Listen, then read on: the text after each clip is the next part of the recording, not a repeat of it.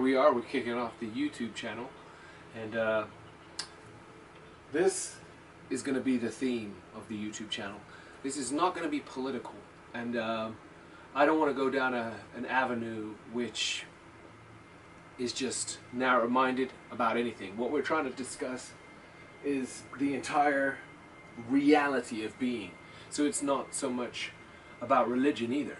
This is about trying to understand reality in the sense of what did creation, if creation is what you use as a word, God, what did the universe give us in terms of this existence?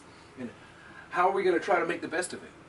And I've got my book, which is also very helpful for many of you. I'm gonna read you a little page out of this book so you can get a theme for what I'm attempting to do as a sort of give back for you watching this channel and subscribing and helping and sharing and supporting me.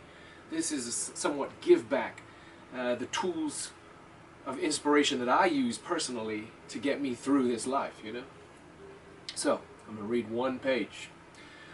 When life hands you lemons, which it will many times over, you have to not make lemonade. You must learn to add other ingredients to make dressings, lemon pie, lemon ice, or lemon cake.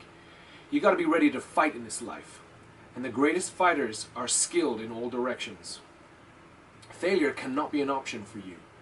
As you head to your dreams and goals, you must have an attitude daily.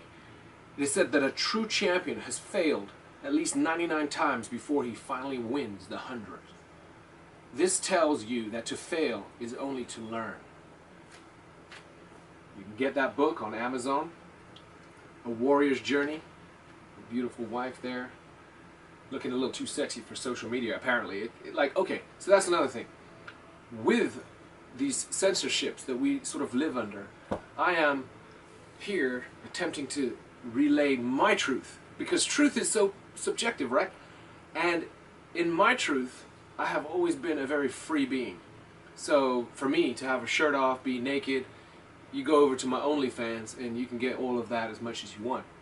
But on this platform, it's almost like we are governed by these social guidelines, these community guidelines, which who decides how we're supposed to be, you know? So it's like our organic, true nature is censored or controlled or manipulated. So I can't be authentic and be myself and sit here, you know, half naked or even naked.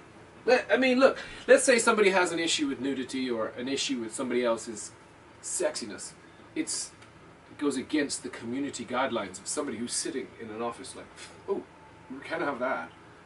Censored, blocked. So we are living in a very sort of strange matrix, which brings us once again back to this picture, which is beautiful, by an artist that I love. I've never met this man, but Alex Gray, you are just phenomenal, and I will be constantly trying to expose your work. I could care less if I get any kind of sponsorship or any kickback or anything. I just want your work out there because I believe it literally expands the mind the minute you study it. You start realizing, like, okay, we are in a plane or a dimension called reality, right? And we're fighting in this plane or this dimension against multiple elements, whether it be cold, hot, thirst, hunger, finance, emotions, the need for love, violence out there in the streets, violence even from our police officers towards the citizens. We've got all kinds of issues going on that prevent us from self-actualizing into what we truly are, which is divine beings, right? We're divine. You're divine. I've always believed this coming up, and I was raised so Christian that the language in which I learned this divinity was through the Christian gospel. As I got older and I traveled the world and I went to the Holy Land and I went to Egypt, I started realizing that, okay, this Christian gospel is just one angle on what is a multi-dimensional angle on what is reality and what is God. So just because somebody comes from an Asian background and understands the language of God in Buddhism, or they are Muslim, or they come from a strong Catholic background, or India, Hindu. I mean, there's so many religions. It doesn't mean that they should be invalidated, right? They're just understanding God from their language, from the stories and the deities that they were taught as children. And at the end of the day, what are we all trying to get to? Better character, okay? Better spirit. That's what we're trying to get to. And some people are not, by the way. There are some people out there, literally, that do not deserve nothing but this. Okay, now you think that's harsh. But what about the people who are literally so cold they'll take a child, traffic it, cut up its organs and sell it on the black market? Like, ask yourself, are those good people?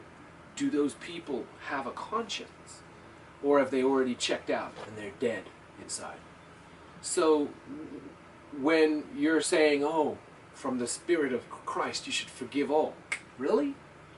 What about the reptilian style mindset of these people who govern the world with coldness and could care less whether you die, starve, or even drink the blood of a child in some sort of weird sacrificial ritual? Do those people deserve the forgiveness of Christ? Maybe they made that little story up for you so that you can be ready to forgive everything and you walk weak. So I would say, without being too harsh on that consciousness, I grew up in that consciousness. It is almost time for us as a species to recognize that God and nature are one, and human beings and the spirit of human beings and the spectrum of consciousness in this, ultimate reality that we exist in allows for some people to have the consciousness of a cold crocodile that wouldn't care if you were a sweet, innocent young child down the side of the riverbank.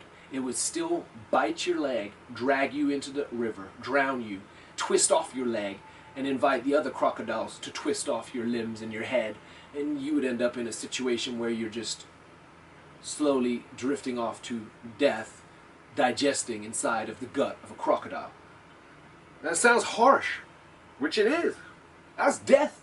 That's reality. That's what animals go through all the time on the African Sahara Desert by the riverbanks. So when we understand that consciousness exists, and we've got some animals that are beautiful, right? Noble horses that will love you and ride for you and take you and plow your fields, and those animals are so sort of dear and sweet and helpful. On the flip side, you got the crocodile that will just rip your head off and twist it, swallow it. So with the consciousness that we are trying to explore as human beings, all of us, we have to make an effort to be like this. So I've got some notes here that I'm going to go through. And anybody who's sort of looking at this and looking at, oh, that's just spiritual jargon, nonsense. Take a look at this.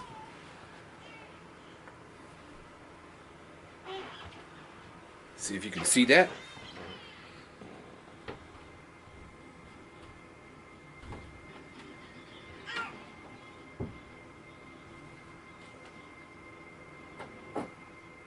See, what you have here is the glandular system. So basically, the top we've got hypothalamus and the pituitary gland. Around the throat chakra we've got your thyroid gland and your thymus. Around your heart chakra, where you have your heart, just a little lower, is the pancreas and your adrenal glands. And down here is your testicles for male and ovaries for female. We also have a prostate gland. So with these glands kicking out chemicals and hormones, natural ones from the human body, we've got like a wide range of things going off in your bloodstream affecting your character. And what are these things affected by? What are these hormones and glands triggered by? Food, chemicals, breath, thought, emotion. information coming in. Like right now behind you, I have a live one of these just glowing off to like remind me to be in this state, to be in the best possible state for this message for you. You know, like whatever the Alpha and the Omega is, the source of us all, whatever God is, like help me and guide me with all my humility to share things here that uplift and enlighten you and help you to be better, because we have to be some kind of matrix village. We have to be a matrix community. You know, I've learned this like through my life now. Level 46 actually. Character, spirit, and mind. So you'll have people say it's all about the mind, because the language of the West is that it's the mind. The mind controls everything, and how you run with your mind is how you're going to achieve. But what is the mind? You know, is that your spirit within a computer that happens to be a biological computer? Is that the mind? And your character, at the moment your mind is thinking, should I capitalize on this at that person's expense? Or should I say, no, I shouldn't do that. I shouldn't capitalize at that person's expense, because then there's a ripple effect which is negative for that person. And I have consideration. And I have respect for myself as a character and for them as a person. That's the mind, right? That's character, that's spirit, consciousness. Who is out there asking themselves these questions? You know? The reason I'm keeping this out of the politics is because it gets way too, from my observation, it gets way too linear, bipolar. Like it becomes, instead of trying to become oneness with the information, what I see happening is a division and a sort of dogmatic approach to something on one side, and the same dogmatic approach opposing it. And yet you're both really the same team, in the sense that when we tune into the Super Bowl, I watch the Super Bowl because it's just magnificent athletes and magnificent minds, and it's chess against chess, right? And it's human chess. And yet, without both teams, who is going to tune in? Why would we tune in? Because you need greatness on both sides. And guess what? They're all great. And so that's the problem with the system we have. The system we have, you know, is divided in the sense that you've got maybe some people that are operating in this chakra of the heart, and so they're arguing for the heart. And then you have some people who are just like, well, no, calculative data shows that we must only do this and only do that, and ignoring the heart. And therefore you have the heart and the mind arguing with each other in a political arena, and instead of uniting and realizing you need both, you actually need all of it. You know, you need to get it right. You need the food. Okay, so check it out. During the research to try to be helpful for this channel, I found there was a quote by Dr. Mark Hyman, who I haven't found exactly where he got this research, but he studied prisoners, and that nutrition played a key role in apparently 40% of the violent behavior went on a decline once they cleaned up these prisoners' nutrition. Because, okay, you know, apparently it was a murderer in there who said that after he'd cleaned up his diet, he suddenly awoken and realized who he was, based upon the fact that he had lived on such garbage food and high sugar, and he'd probably been so filled with inflammation and irritation and chemicals that his behavior had become so toxic that that's what got him into the prison system in the first place. But he awoken from cleaning up his nutrition, getting himself right. So now, as I was saying, the character is connected to the discipline and the outcome of the nutrition we put in our mouths. So once we put some food in this biological suit in which we exist in, it goes to work down these pathways, which are pretty much wires and tubing that fuels the cells and the tissues. So if you keep putting things in there that block up the wires or the tubing, then slowly different areas get shut down. So from my observation, and please understand that when I give my observation, I do it with utmost humility, because I've noticed through my life, as I've gone through my life, huge errors in my own observations. So, and yet I've also been right as well, 9 times out of 10. So it's kind of like you walk on this tightrope of, you've discovered certain things that are truthful, and at the same time, you have to be humble, especially if you're scientific about your observation, because science is always updating. It's updating every week, it's updating every month, and certainly updating every year. We're discovering new things about ourselves nutritionally, mentally, physically, spiritually, and obviously new data comes in from all of the top researchers. And then you also find out that, for instance, data coming from one institution, for instance, the vegan crew that I used to be completely indoctrinated into, you find out that maybe they have some agenda behind their vegan agenda. At the same time as your dairy and your meat crew, that maybe they have an agenda behind theirs too. And just like the politics, and just like anything in life, maybe you need a little bit of both, And maybe one is pushing too hard for their profits, and one is pushing too hard for their profits.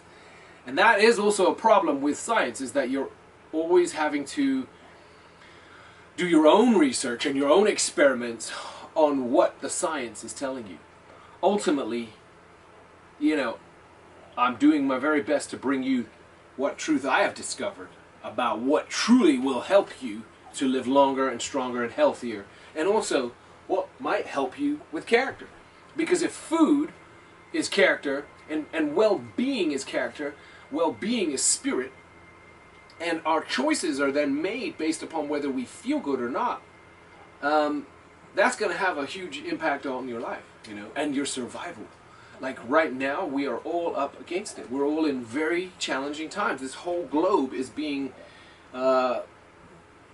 somewhat manipulated by data, fear, and media to stay inside, shut down, and avoid one another, and business and economics are being somewhat squeezed, strangled out. So there's a lot of stress out there, and people are really going to have to fight to be better. And that's why I say we need to be some form of a matrix community global village. For instance, there are people on this planet that have definitely been a lot more of a drain, strain, negative enemy type to me during my existence. I'm sure you've experienced it. Versus people who have been so supportive and loving and kind and positive. And so for me, if I notice a person is being loving, kind, and supportive, and there's evidence to show it, I'm going to remember it. I'm remembering it, and I'm going to do my best to help you. You know what I mean? If you, that type of a person, gets a message to me through any form of the social media that I'm out there on, and I read it and I recognize, it's you. I know you. You've always been helpful. You've always been kind, positive, supportive, respectful. You know what? I'm going to give you more data, more time, and more of my energy than I would to somebody who I've seen be a snake or a thief to my family or a backstabber. And I believe that that is what I saw when I went to the holy city and the temple of Jerusalem, and why the walls were so high. And when I was asking some of the tour guides there, they would say these walls were built really high to keep certain thieves out, and giants and Philistines out, savages, barbarians that didn't have any concept for love and respect for fellow man, that would eat people, that would thieve from people. So it wasn't so much just about religion back then as it was about survival, and the village that existed within that wall was designed to keep the people that were practicing a way of existing that is sort of full of love and respect and divinity, safer and capable of existing harmoniously versus barbaric, you know, Philistine savages that might have existed outside of those walls. And we, as a people, are going to have to start doing that. We're going to have to start recognizing who's who and keeping them out and helping those that you see will help you back. It's just like right now, you know, I do a lot of investing.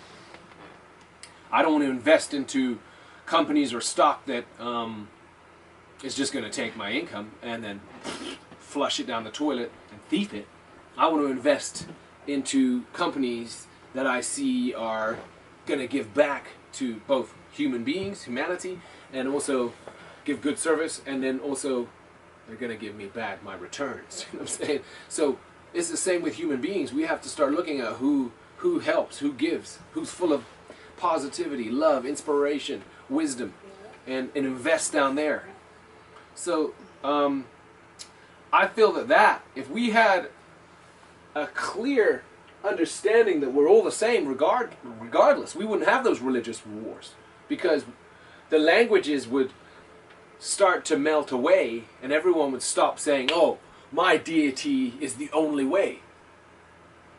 You know, the universe, God, doesn't require your religion, by the way. It'll go on, it's gone on before you were even there as a civilization, and it will go on far longer when we're all gone and dead. Like, we're all just sort of like borrowing a little bit of time within this infinite, this infinite, and really, it's your character, it's who you leave yourself to be on this infinite time-space continuum that makes the difference. It's only about you, really. You versus you. Because it's you leaving your mark. If you're going to be a nasty villain, evil, dark, or piece of shit for your life, guess what? That's what you did as a blueprint on the time-space continuum. On all reality. If you enjoyed what you're hearing, and this sounds like a fascinating journey to you, subscribe, like, support, help, share.